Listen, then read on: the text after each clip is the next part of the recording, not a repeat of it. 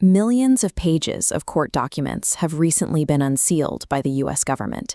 They name billionaires, politicians, and global celebrities. On paper, Jeffrey Epstein was a self-made financier. He flew on private jets and attended exclusive parties with some of the most powerful people on the planet. But beneath that highly curated public life, he was directing a multi-state human trafficking operation. He systematically recruited, abused, and exploited underage girls. Extreme wealth creates a protective shield. It allows a vast criminal enterprise to function in plain sight, hidden right on the surface of high society. That surface-level protection finally collapsed in July 2019. The FBI arrested Epstein on federal sex trafficking charges, seizing thousands of photographs and electronic records from his Manhattan townhouse. But 1 month later, while awaiting trial, Epstein was found dead in his cell at the Metropolitan Correctional Center in New York. Multiple official investigations ruled it a suicide. His death abruptly closed the criminal case. The victims lost the opportunity to face their abuser in court, and the public was left with a massive void of answers regarding who else helped him. Without a trial to establish the facts, people started looking for truth in the raw evidence itself. This triggered an intense demand to unseal the records of Epstein's operation. This graphic illustrates the internet's true structure. Most of the data we produce actually lives in what is called the deep web. This refers to online content that search engines cannot index, like private email inboxes, banking portals, and sealed court records. For years, the details of Epstein's network were legally sealed in this unindexed space. It took the passage of the Epstein Files Transparency Act to force the release of over 3 million pages of these internal documents into the public domain. In these unsealed files, we find records like this email, showing direct coordination from Epstein to Ghislaine Maxwell. Down at the bottom, text explicitly marks it as confidential and attorney-client privileged, the mundane administrative records of the operation. Instead of a neat narrative with clear conclusions, this layer of the internet offers an overwhelming flood of raw, unfiltered data, detailing hundreds of travel logs, thousands of daily calendars, and endless legal disputes. A massive portion of that data focuses on Ghislaine Maxwell.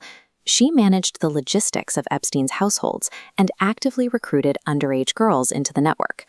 Her 2021 criminal conviction for sex trafficking provided crucial legal validation for the harrowing accounts provided by survivors, detailed extensively in these files.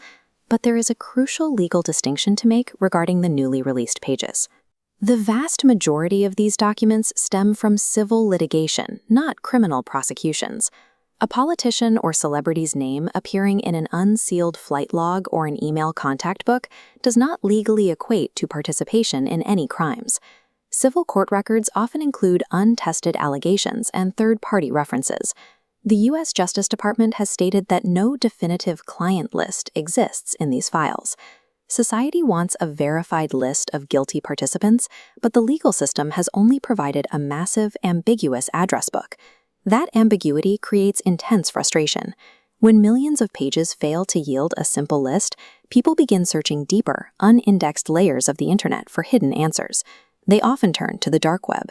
This is a small, intentionally concealed subset of the deep web that requires specialized software like the Tor browser to access. It routes traffic through multiple encrypted layers to obscure a user's identity. In these untraceable forums, theories rapidly multiply. Anonymous users claim to possess the real evidence, pointing to hidden blackmail tapes and secret ledgers that the government supposedly suppressed. Cybersecurity experts consistently warn against trusting these spaces.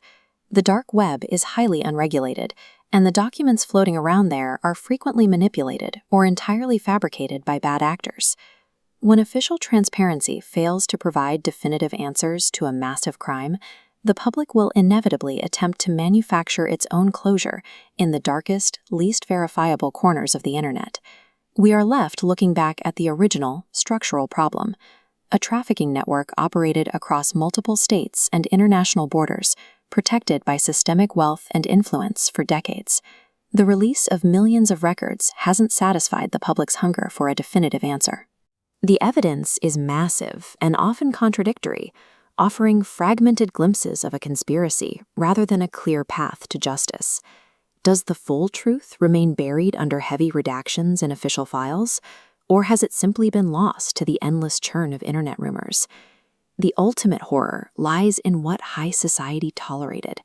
Exploitation occurred on the surface for decades, enabled by the very systems designed to protect the vulnerable.